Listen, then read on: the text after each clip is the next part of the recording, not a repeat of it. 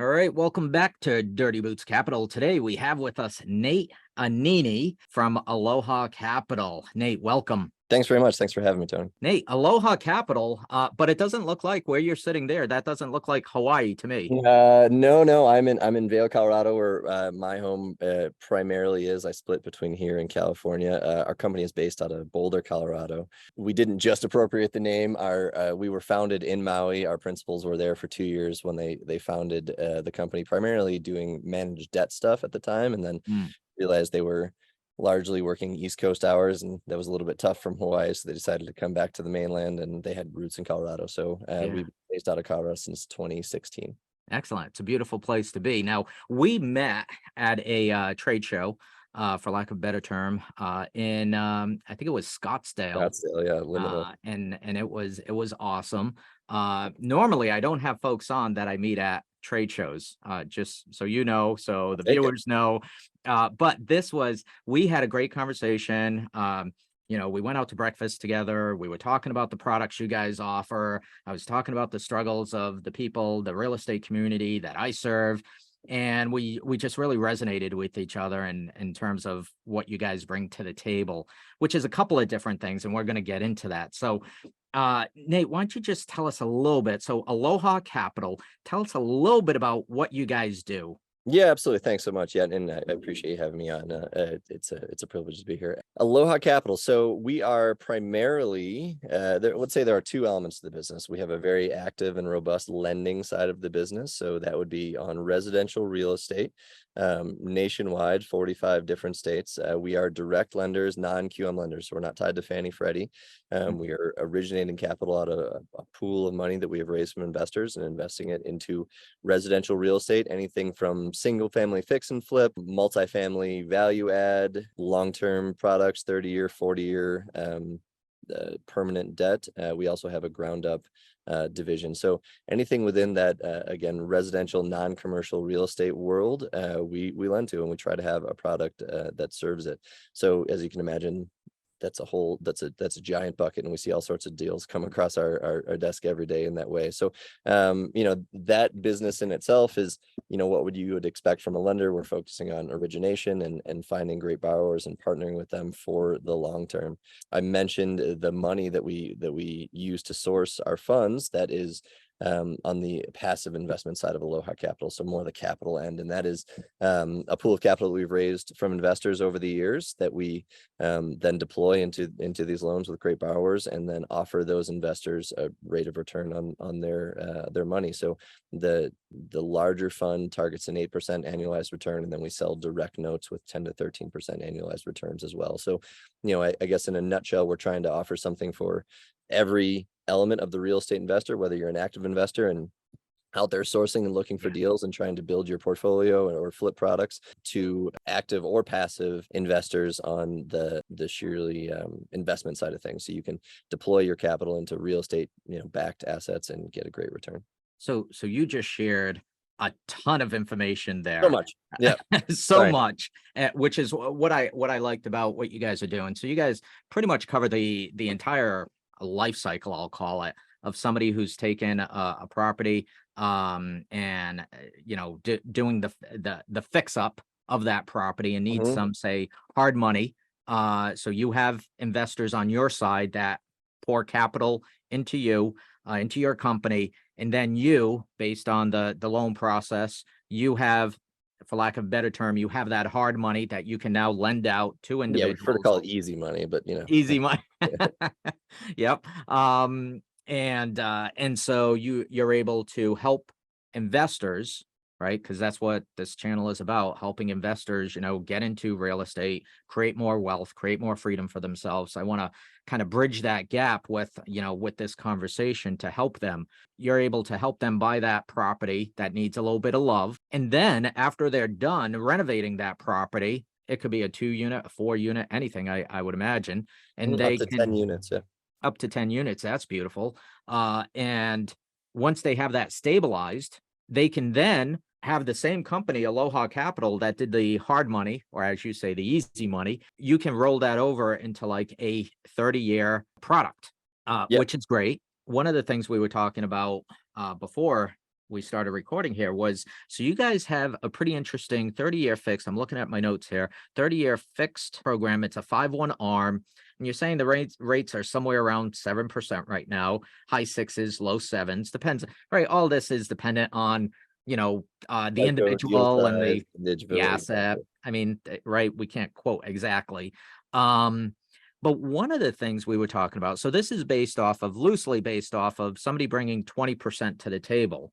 But we were talking about, again, before we started recording, if somebody wanted to stack the deck in their favor, like an investor wanted to stack the deck in their favor, what could they do? What could they bring to the table to be able to lower that rate to make it more attractive? Yeah, absolutely. So, I think that we're all very aware of the credit crunch that's been occurring in the last 12 months or so. And as we've had some bank failures, there's no doubt that note aggregators and the larger credit scene has become more and more cautious. So, if you as an investor can come in and not try to access the highest leverage possible. What the market really likes to see right now is people who are willing to put a little bit more of their own skin into the game because they're confident in their abilities. They're confident in the fact that the property cash flows or that the rehab they're going to do is going to be profitable on the back end of it. So by coming in with slightly higher leverage, and I really mean slightly, because as low as 5% lower than maximum leverage, you are generally greatly rewarded by the market in a lower interest rate. So, of course, we ask investors all the time when they're trying to buy a property, what are you looking for? Is rate more important to you? Is term more important to you? And or origination? And they say we want it all. And of course they do. We all do. But there has to be some give somewhere, because you can certainly have it all, but that's never going to come with the lowest rate. So yeah, typically speaking, if you can reduce your leverage a little bit, have a little bit more skin in the game, have for a 30-year hold property, ideally having a lease in place is going to offer you the best leverage possible. All of those factors go into it. What about the number of units? So for me as an investor, I look at it and I say, gee, let's talk about something doable for a lot of the viewers, the audience listening, right? Say we have a 4-unit building, a quad. Yeah. That we're looking to buy. That, from an investor standpoint, is less risky because if one unit is vacant, we have the other 3 units that can easily carry the building, right? So there's much less risk Mhm. there for that, rather than if it was a single family. Do you Correct. guys look at that and assess that to say, hey, he or she has, leases in place, and it's a 4-unit building, and if one unit does become vacant, there's still opportunity to pay all the bills and the mortgage. And do you guys just look at that? We look at primarily 1 to 4 units is generally viewed the same way. So from an underwriting standpoint, these loans, because we're a non-QM lender, we're not looking at your debt to income ratio. We're not looking at 2 years of tax statements and your bank accounts. We are looking at the property. So I joked about it being easy money earlier, but hard money, the hard in hard money is supposed to be the hard asset behind it, right? So we are underwriting largely to the asset more than the borrower. So whether it's 1 to 4 units, we're looking at that asset, and you're going to prove that it is cash flowing. Debt service coverage ratio, I assume you have a very savvy following, but DSCR stands for debt service coverage ratio. Your debt service is everything you pay in a month, your primary interest, taxes, and insurance, and the coverage ratio is the cash flow over that. So we are looking for a 1.15 minimum DSCR. So basically that means you're making more than 15% in every month more than you have to pay us to service the loan. So you can prove that through a lease in place. The more cash flow, the better. That is absolutely going to affect your rate. So if it's a 4-unit and they're all fully leased up and you're doing, you're cash flowing even more than you would potentially through a single family, yes, that is going to affect your rate, and your DSCR is going to help that. But as far as the overall risk assessment on our end of things, having a greater cash flow is certainly going to affect your rate. But if you're at that, say, minimum cash flow of 1.15, there's not an underwriting difference between 1 to 4 units. Okay. So the goal is to get your DSCR as high as possible. Absolutely. That's And the goal. because that is a sliding scale, as you can imagine, we can lend you maximum leverage. That means you have to pay us back the most in any given month, which lowers your cash flow, right? So you can Mhm. come to us with a property that maybe doesn't work to that 1.15 at the highest leverage. If you reduce your leverage, it brings your cash flow up. And now we're at a point where it is now a cash flowing rental Yeah. property and you can qualify for the loan in that way. So yes, you have to bring more cash to the table, but it is certainly something that works even if it doesn't work at maximum leverage. Yeah. But that's what a lot of us are doing these days, where Absolutely. we're just bringing more cash to the table. It's a great So, strategy across the board. I think that we've all seen that, using leverage is a very, very valuable tool, and it's certainly largely what our business is based yeah.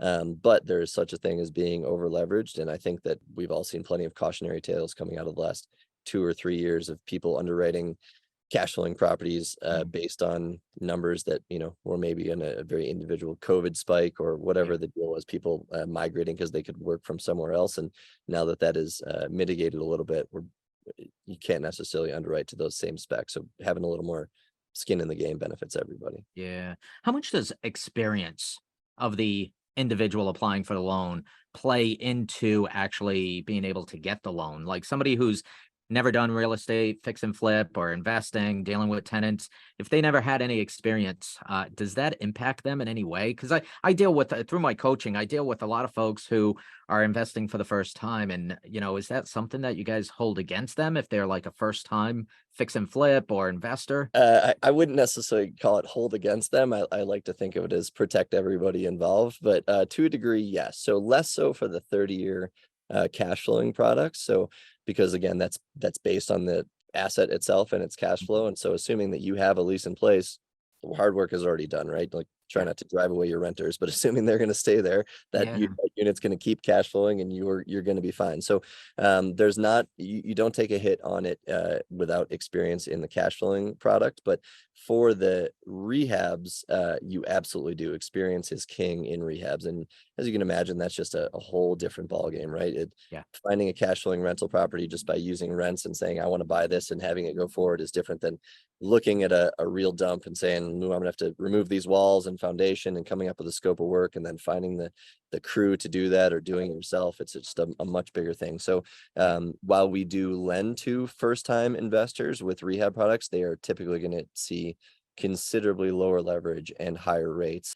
And we spoke a little bit about leverage earlier. That is really to protect everybody, because if you have more skin in the game, you have more ability to absorb the little bumps and things down the road that you didn't expect. Whereas if you Yeah. are fully levered to the maximum level, you're running a fine line as far as profitability. So it's a call it a game of risk. If somebody doesn't have the experience, there's a little more risk Mhm. in the profile, and so the rate may be a little higher. It's not that it's not doable, right? I want to encourage folks that that it's the but there. Oh, then you have the sliding scale that you can play with, and these folks at Aloha Capital are easy to work with, very user friendly. So that's good. What about the timing of doing this underwriting? We had spoke earlier about like 2 weeks, but are we thinking like 2 to 4 weeks for underwriting, something like that?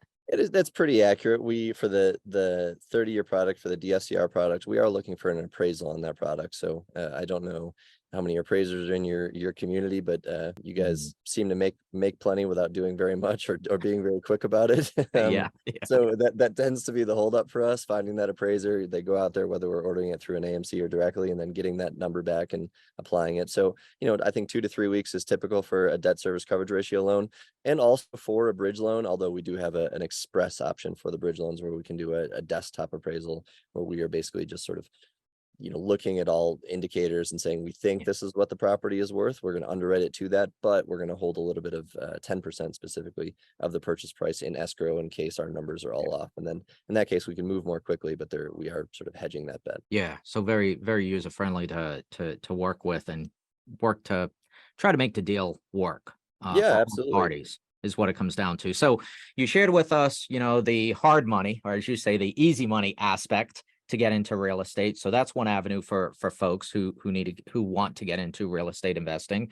You spoke about the 30-year option after they've renovated the property and they can get into a 30-year, maybe like a 5-1 arm or something like that, whatever makes sense for them. Mhm. But right now we're in a market where it's just hard to find a property that actually cash flows and Increasingly. is, yeah. So one of the things I see a lot of investors doing right now is they're just sitting on cash. They just have it parked, waiting for the market to make up its mind, whether it's going to roll over or whether it's going to keep going higher if Mm, rates come down one of these days. So a lot of folks are sitting on cash. One of the things I liked about what you guys offer, and again, this is you guys provide like really like that whole solution for folks to kind of camp out, whether they're investing in real estate or whether they just want to hunker down a little bit. One of the things I like, I'm looking at the handout that you had given me, the notes. You allow folks to invest in notes where others are using your money to have used your money to say fix and flip a property. And so this is a short-term note, say for like a year, right? Um, and they can invest in notes that way in a property passively instead of actively being like a landlord, right? So maybe can you take us through that note platform that you guys offer? yeah, absolutely. So you're absolutely right. It is becoming harder and harder to find those cash flowing deals or deals that just pencil for whatever your strategy is. And oftentimes that's because, unless you are a full-time professional real estate investor, you're counting on the MLS or maybe a limited marketing scheme to go find these off-market deals. And that, you can just think that you're not casting as wide a net. Whereas there is a class of investor, we call them the Aloha Pro. It's something they qualify for, where these are full-time flippers and real estate investors who have, giant marketing plans or teams in place to find off-market properties, and they are then purchasing them sort of in bulk and mass because they have fully vertically integrated teams. So you can imagine those people are able to find quite a few off-market properties, even in these current conditions, that are going to work as a flip. So to those investors, because we know that they are operators, they have tons of experience with us, typically 10 plus exits in a similar product in the last 2 years, very high FICO. They tend to be 720 plus people. They've never had a mortgage late. They have often borrowed with us quite a bit previously. They are our highest class of investor. We will offer them a slightly higher leverage than they will typically find out in the open market, again, with the credit crunch, and they'll generally be happy to pay for that premium because it allows them to scale this large business that they put in place at a leverage they'd gotten used to over the last couple of years. Hmm. So we will take that note and keep it in our portfolio that I spoke of before, and be very happy to have the yield. Typically, these are 10 to 13% interest rate loans to the borrower itself, or 10 to 14% to the borrower. That yield feeds our fund and feeds our investors, and that's awesome. But we will also take those notes and put them on what we call the passive note platform and make it available to investors like your community or any investor. You don't have to be accredited to invest in them. And it's a very visual platform. You can see the note, you see the property, you see the borrower, the underwriting, their leverage, what they're trying to do. And you, in this time where it's very difficult to find a cash flowing property, can become the bank for all intents and purposes. So, we've used built the resources over the years to find these borrowers. They come to us, they've built their schemes over the years. You get to come in, not at the last moment, but you have to come in and say, hey, I would like to be that lender in this case, but it is fully passive. We service the note. We've obviously done all the origination and underwriting. We handle the draw process as they do the rehab and complete the work. We do all of that. You literally sign the documents that say you either own the entire note or a portion of the note. You wire us the appropriate whatever you're investing into that, and then from that point on the 5th of every or 15th of every month, you get a distribution directly into your checking account, Yeah. a fixed yield, whatever that note is. If it was a 12% you invested in, you're getting the annualized 12%. So in that case, 1% every month into your checking account. Nothing changes about that. There's nothing variable about that as long as the note is in performance. And these are first position notes. You're all first position loans. That's the other thing. So you eat first before anyone else in the case of default and non-performance. And typically these are, again, our best borrowers. So defaults and non-performance within this passive note platform has up till now been 0%. There has been no non-performance and no default. I cannot promise that will be the case in the future, but we underwrite these very, very heavily to be that way. So we don't expect there to be very much non-performance. In Aloha Capital's history, over thousands and thousands, 5,000 plus loans we've done, our typical rate of non-performance is less than 3%. And we've only ever taken over 2 properties over thousands and thousands of loans. And that's to every borrower class. That's the first timers. That's to everything. So you can imagine the best borrower class of professionals with experience are even less likely to. For the audience and the listeners, this isn't a sell, right? Nate and I are not looking to sell. We come across people who are looking to invest in real estate each and every day. Nate and I, we go to these trade shows, we try to help people. We're not making money off of people. This is something that I saw that I know the community is looking for. So where else can I go to find, so to speak, that pre-approved fix and flip person that's done it multiple times, has had success, has a great credit score, and I can go ahead and buy that note and get a good return for very low risk. This is, if you're looking to place your money, this is an option, right? I know a lot of folks who are hiding out in treasuries, which is fine, but this is also an option out there. And yeah, none of us have a crystal ball. We don't know if, one day somebody's going to fall down, a fix and flipper is going to, fall down and not be able to pay that note for whatever reason. But the other side of that is because they have first position notes. If they do and they default on it, you go through the process to actually claim the property. You do end up with the hard asset. And I'll elaborate on that just really quickly. So because these are rehab loans, we are keeping the rehab funds in escrow. We don't just cut them a check and say good luck, right? They prove that they have executed the work. Great, the roof is finished. We verified that. Here's your $20,000 for the roof or whatever it is. So you're seeing the performance of the note through timeline as they fix it up, whatever their strategy is for that. And if at any point they were to, again, be arrested in Tijuana, they're not allowed to come back. We still have that money in escrow to finish the project. So they may very well have contractors in place. And because this is all we do, we can engage those people, finish up the property and then sell it. Or every property on the platform has to have a natural DSCR option before we'll underwrite for it. So every property on there has to be able to prove that it could be a cash flowing rental. So let's say in the case of default, the property has been rehabbed, you take it over as a first position investor. If you're building a rental portfolio, you just purchase yourself a cash flowing rental in Ohio or Louisiana or wherever it is. And you can just add it to your portfolio if you feel comfortable managing it and getting it rented and get going forward from there. If you don't want to, you can absolutely just sell it. You participate in all benefits and all profits if we do sell it for more than, as you would imagine. They bought it because it made sense to have it. It was going to profit, so you get to participate in that as well. So at this, so I still want to talk about the other aspect, the fund that you guys offer, but that's pretty wild stuff. This note buying. Where can people go? Let's talk about the web address where people can go to find those. Yeah, so the notes, you can just go to alohacapital.com.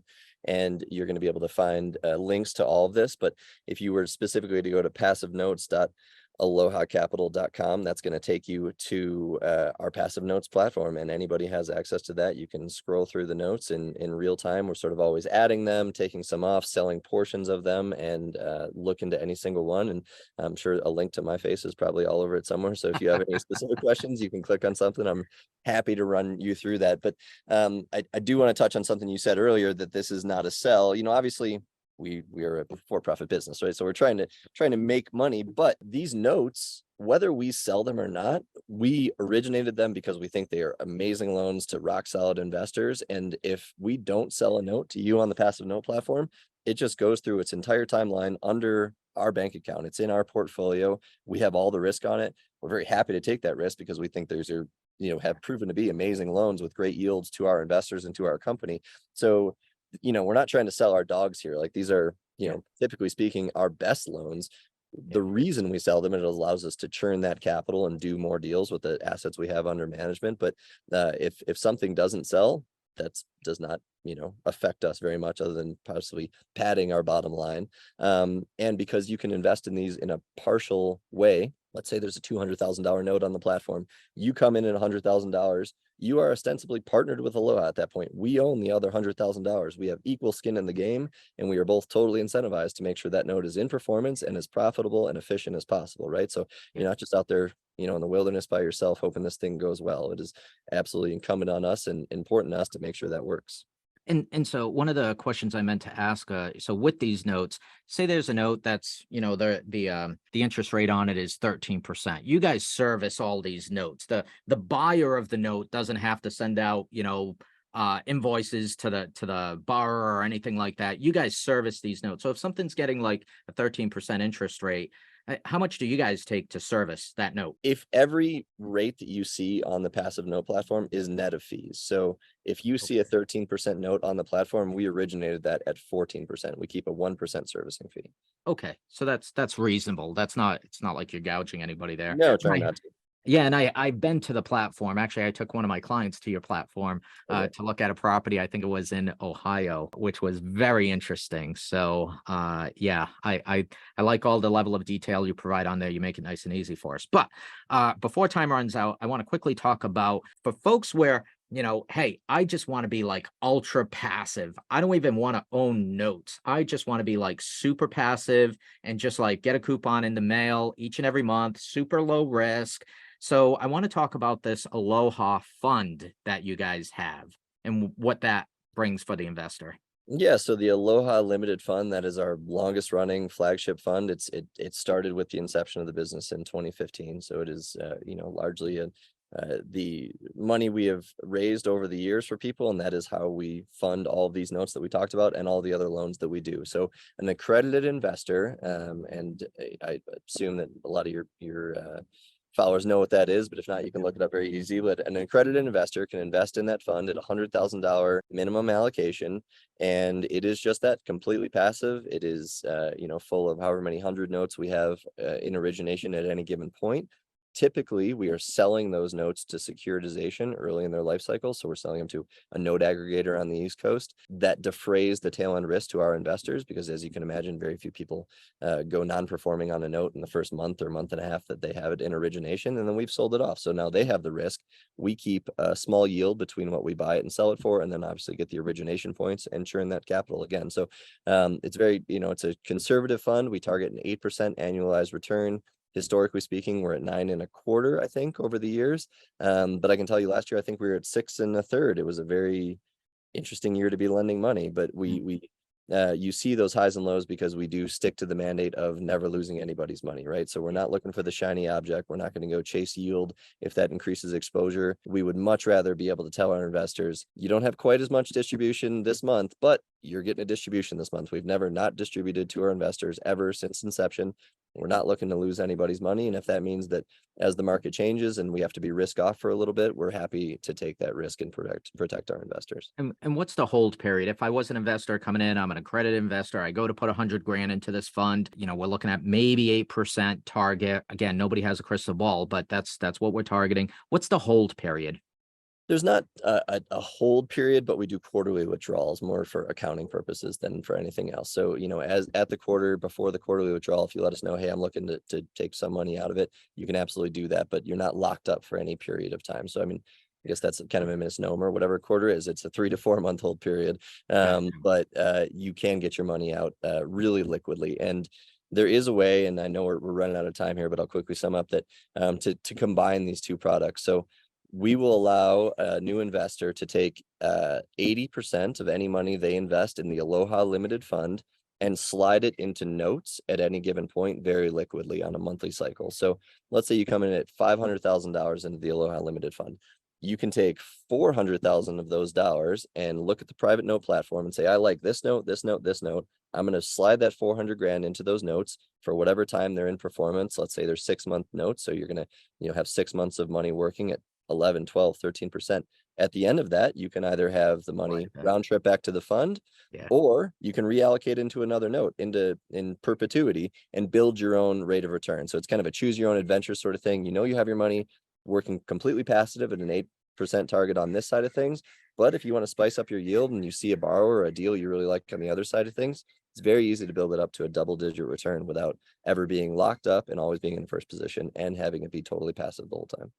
And this is what I liked about what you guys offered and why, I don't have every exhibitor, every trade show person on this show. I really did like, and not to really explode your head or anything, Nate, but I really liked what you guys had. It's really providing value for the investor out there. Whether you want to just be super passive, sitting on the sidelines, super passive, you have options. If you want to be that fix and flipper on the opposite end of the spectrum and be super active, you can do that. And this sliding scale allows you to travel along that platform. So it's super user friendly, and it really is. I don't know of any other company that allows that ease of transfer between products. So I appreciate you coming on today, sharing that with the viewers and the listeners. And again, where can people find you should they want more information? Like, what's the website again? AlohaCapital.com. All You right. can find me directly, Nate at AlohaPrivateLending.com. And you can just give me a call. We are, I really appreciate everything you said and having us on. And I like to think we have a good strategy, but maybe it's just because we're small enough to not know any better. But we're not a big shop. We're very high touch. Like any of your followers can call me directly today. I'll be just inside this house and hanging out. Yeah, So it's very easy you're to get a hold of us, and we can chat through all the options in depth. We really do try to make it easy for people to dip their toes into what we offer, whether it's in the passive notes or if you have a deal that you want to get underwritten without any stress, just send me the deal. I'm happy to send you the bullet points. I'll get you back some terms. If it can work, awesome. If not, hopefully we can do the next one with you. Yeah, and that's the thing I found with you, Nate. Again, it's not about the sell. If something doesn't feel right, you're going to be like, hey, you're not going to push somebody into something just because you're trying to sell something. I know, speaking with you now multiple times about this sort of stuff. It's not you're not trying to sell this. You're just trying to do the right thing for people. And not only your clients looking for money to be able to do their fix and flips and whatnot, but also the real estate investor who wants to be a little more passive. You're trying to serve all markets. So I appreciate. Yeah, thanks very much. Yeah, there's no benefit in me trying to shoehorn somebody into something that doesn't work for them for what a tiny yield on my end and a little bit of work, and then I destroy a relationship down the road. We really, it sounds cheesy, but we really do like to build that long-term relationship with investors. And I think the real estate journey is kind of a cliche term, but it takes years, and you're hopefully going to be doing it for the rest of your life. And if we can be a partner for you and with you for that time, we would love to be however we can be.